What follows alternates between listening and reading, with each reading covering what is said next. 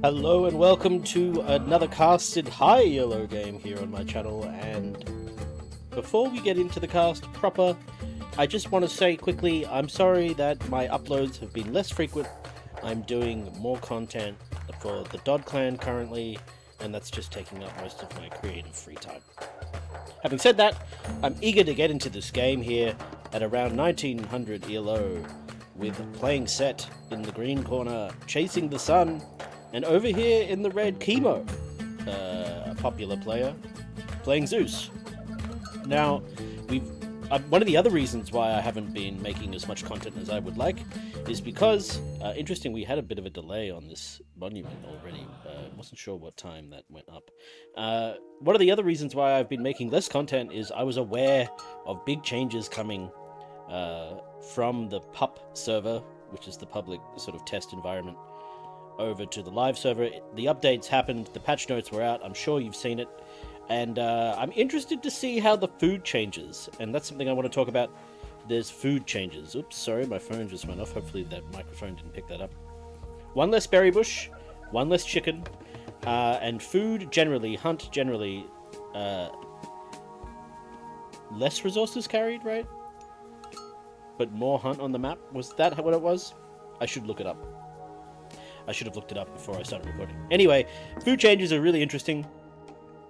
It's going to encourage, theoretically, more classical age skirmishing, and the discourse amongst a lot of the players is that Set has received a lot of buffs in this update as a result of these changes. So I'm interested to see what that's all about.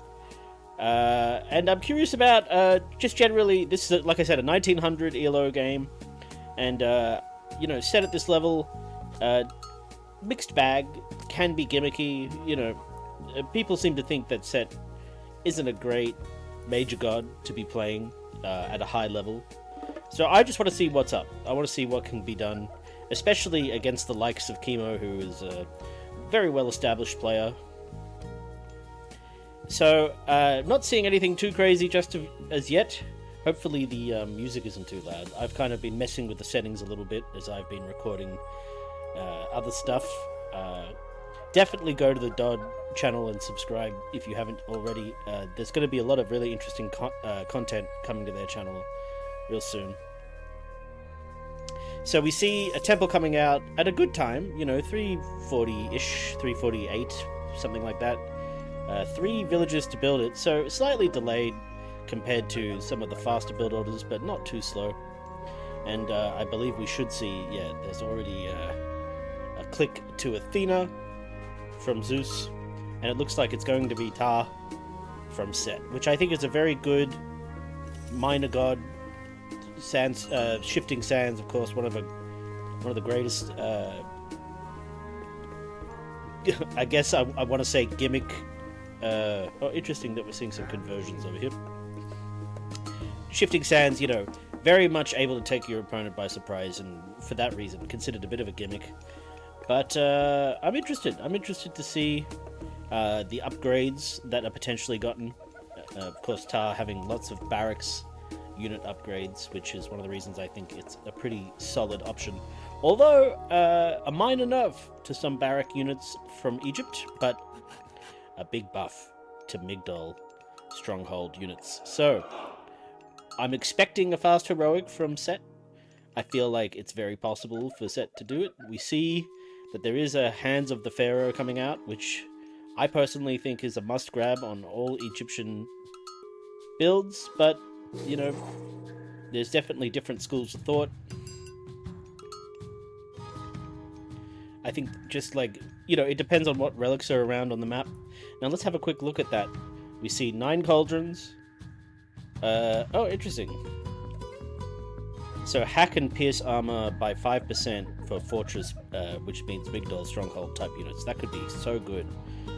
Kui drum, increased damage by a percent by health missing. Yeah, that's pretty interesting. Dwarven calipers for siege cost reduction. We got a center relic. The fetters of Fenrir for melee attack and ranged attack damage increase for villagers, which, interesting. I wonder if that would count Ragnarok heroes. I wonder if they are still considered villagers. Probably not. In fact, I could probably check that really quick. Why don't we go have a quick look? Just a quick look, you and I. So if we go... Oh no, it's not going to tell us, is it?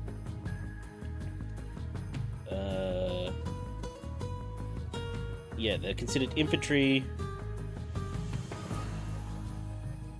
And that's about all it says. So probably not considered villagers. Now we do see 2 barracks coming out. I think 2 was about standard. 2 military academies in reply from Zeus. Do we see a Hercules on the map? No. There was a random goat. We do see a fast second TC though from both players. The hunt here for easy food. There's a lot of food conversion going on, particularly in this corner, which is of course exactly what you want to be doing.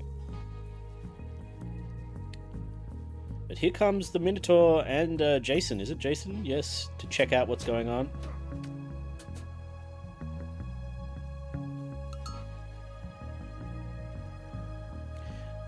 So there's an awareness. Now let's go back to normal cam just for a sec. Okay, so we haven't scouted the town center yet.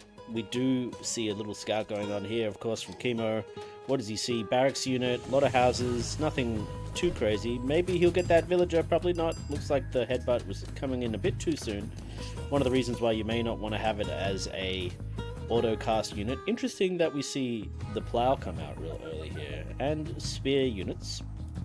So the logic of spear units in this patch seems to be that they're trying to pull out a little bit of that anti-cav from this to make it a bit more generically powerful, but at the cost of increasing the cost of gold for spearmen by 5 to 25. Which is an interesting little thing. Although it's probably cheaper for set. I believe they have a cost reduction. So, you know, a little bit more hoplite-like in their utility, a little bit more generalist than they used to be. Still pretty much an anti-cav unit, though. Looking at the villager count, 2 villagers ahead for Zeus, probably due to having the town center up just that little bit faster. A scout still watching this expansion over here, fruitlessly for now. And both players just keeping 6 villagers on gold at the moment. We do see 1 villager down, thanks to the raid. But that will be it. 1 villager and change. A switch to a different woodline. I am feeling like the music is a bit too loud. Let's go ahead and turn that down just a wee bit. We'll go half of what it was. And I like this, a little obelisk to see over the edge, a little obelisk here to keep vision. And we do see obelisks all around the map, and this is great. You know, they're only 5 gold, I think, so why not? You know, it gives you permanent vision of an area at very low risk. Here comes Jason, a little bit too far forward. And the slingers are going to finish him off. Spearmen stab him in the back, and the Minotaur's out of there. But look at this. Is it hitting? Yeah, it's hitting this lumber camp. So, you know, the Wadget, quite a long range. You know, 18 range it says here on the card, as opposed to 14 of the priests. And there's a lot of barracks units poking around, looking for value. It's only a 1 villager difference currently. 1 more villager kill brings it back to even. 2 villagers praying, and a mass exodus of lumber choppers back to the main base. And the siege continues. Very wisely moving just a ton of villagers forward. As well as we see the Shadoof plow, some armory upgrades coming through. So this is, I like this. I wouldn't be surprised if we see an age up here in the short term. A lot of food banked up. We do have a market here, so maybe some adjustments come through. But on the other side of the field, we see Aegis shield, or is it Aegis? We also see that they're almost up with Apollo. Sarissa coming through as well, so no doubt looking to trade blows with hoplites. I love that you can see the copper upgrades and such. Or is that or is what I'm seeing here something else? I feel like copper upgrades are being reflected on the model there. Oh, and many barracks, many barracks. I love to see it, as well as a forward monument. Doesn't quite get everything though, is the problem. A small army from the Greeks. But the Manticore, actually a very good unit for taking out groups of infantry thanks to its multiple projectiles. And of course, Spearmen, I think they got a little boost to their pierce armor, if I'm remembering correctly. But obviously still not great against pierce, with only 24% protection there. We do see some Hippaspis. It's interesting to see that even with the... wait, do they have any armory upgrades? They don't, I see. As opposed to the Spearmen having the copper shields, which gives 15%. Yeah, so about even. Now, the Greek army is taking shape, but there's still just so many. I mean, look at 105 to 36 here when it comes to military. It just... Okay, well, with the restoration, I guess he can get some value in. Look at that headbutt.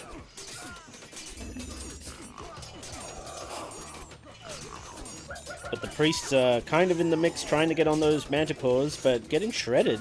The Greek army doing actually very well. Hercules up the front here, about to fall. There he goes. And some Hippaspis being rallied forwards, but the spearmen are still there. There's just so many slingers. And they may not have anti-infantry, but they do have a little bit of divine damage coming in. Leather frame shield also coming in to increase the pierce resistance of the spearmen. So they're going to become quite tanky, actually. And we do see Sekhmet as well. Now, Sekhmet got a little buff this patch in the form of the lifesteal upgrade that Sekhmet gives you access to. Just got a little bit better. Very good for beetles. Only 5% better for other myth units. But it's interesting. I think we'll definitely see it have an impact.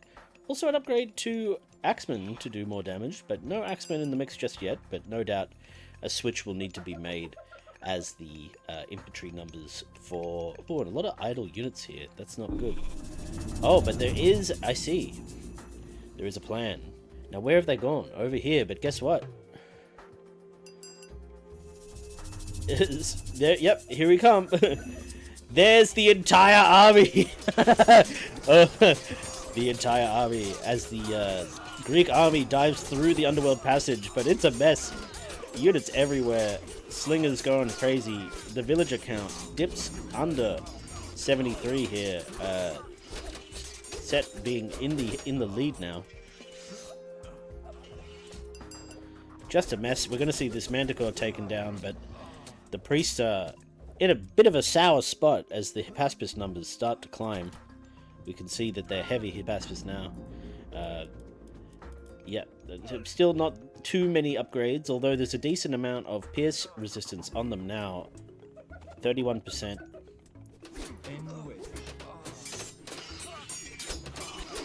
And another Manticore getting shredded by priest fire as the Hippaspis try to cut them down before it's too late, but the Manticore quite speedy at 4.6 speed. Citadel Center built on the third town center up at the front as the Set army retreats under its tower fire for protection. Craziness on the side as Axemen coming in now to deal with this Hippaspis spam. But more Manticores. A commitment to the bit. And indeed a commitment up here to this gold mine. As the, and you know, much needed. Oh, but here comes the Scarab Beetle. Yet, unfortunately, due to the generation of the map, this is the only space that Zeus has to expand to for gold, and of course gold is very much needed to stay in this game. But on the Underworld Passage comes the Scarab Beetle. Going to be difficult to hold that off without heroes. But heroes can be sent straight into the Underworld Passage from home base. And there they are. And there goes the beetle. Animals of Set getting involved. Don't need to worry about wasting food like this when you have map control as Set. Just the slingers now. The Pharaoh's even involved. Oh, and there go the Axemen and the Chimera. Sorry, is it the Chimera Manticore? I always get those two confused. I don't know why. My brain. So, let's have a quick look at the villager count. 95 now for Set, so a solid lead. 3 town centers as well with the map control. Still nothing happening over here with the Katascopos. But we do see archery ranges being built.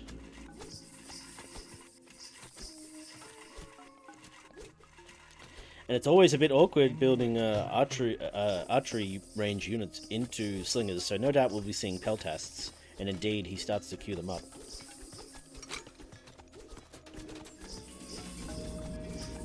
The priests heal each other. And, I don't know why the Serpent Spear is queued up here. Because that is only available to Anubis, which is not... Yeah, very odd. Must be a bug.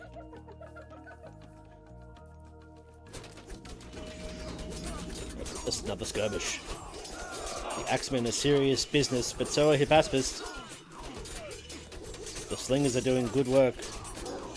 The priests are trying to get these Manticores down. 2 down now. The Hippaspis not able to do the work. There's just not enough of them. There's not enough gold. The Greek villagers are desperately trying to gather enough. But the numbers advantage is there, and it's difficult to let go. This very patient barrack unit push from the Set player. You love to see it. Not a rush. Not a slow roll. No migdols. Just a commitment to upgrades and barracks units. And look at the effectiveness against one of the strongest generalist armies. Although, as I say that, here comes the Migdal stronghold. If anything, to secure space. Oh, and this is going to be a violent consequence here for Zeus and Chemo, as the gold villagers die in masses, as the giant slinger line advances to take out everything here, everything. And there it is. Chasing the sun with a solid victory here as he was beginning to climb up with Horus. And what an interesting play. Expands forward for his first town center, as opposed to Zeus, who expanded to the side. And indeed, expanded to somewhere where there is no gold on this side of the map, except for this. But this does not cover that. If he'd expanded here, he could at least have controlled these 2 gold mines at the back. So perhaps that was one of the key mistakes here from Chemo. Just expanding to the wrong town center first. Especially because he had vision of this over here. I mean, he could have just gone for vision here as well. Yeah, very slow to build up the unit mass as well. I'm not quite sure what happened there. I guess it's just because he only had that 1 gold mine the entire time. Like, at no point was he able to mine from either of these gold mines. And as you can see, just using barracks not only to produce units, but also to secure kind of anti-raid structure to protect this gold mine. Very clever from Chasing the Sun. Now, I know there are some Set one tricks out there who play a lot of Set. I'm not sure if Chasing the Sun is one of them, but this is a definitely positive sign that we're going to see a change in the meta. At least for Set. Of course, Egypt in a very strong place at high ELO currently. So let's have a quick look at military units, and you can see here, at all points in the game, Chemo just never really had a ton of units on the map. What was his... Is there a score? Total score, perhaps? Yeah. Score was even up until the end, so he was definitely producing. And, you know, pretty even on resources too, so...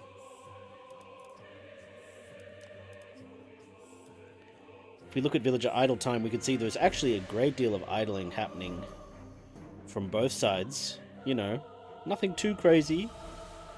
This was when the Underworld Passage went out, so that's to be expected. So if anything, Chemo played a cleaner game in terms of idle villagers as well. Is there like an upgrades? I wish there was an upgrades. Anyway. Well played to both players. A very interesting game. Uh, Great to see the new patch in all its glory, and I hope to be making more videos like this for you guys more regularly soon. But until then, I'll see you in the next one. Bye for now.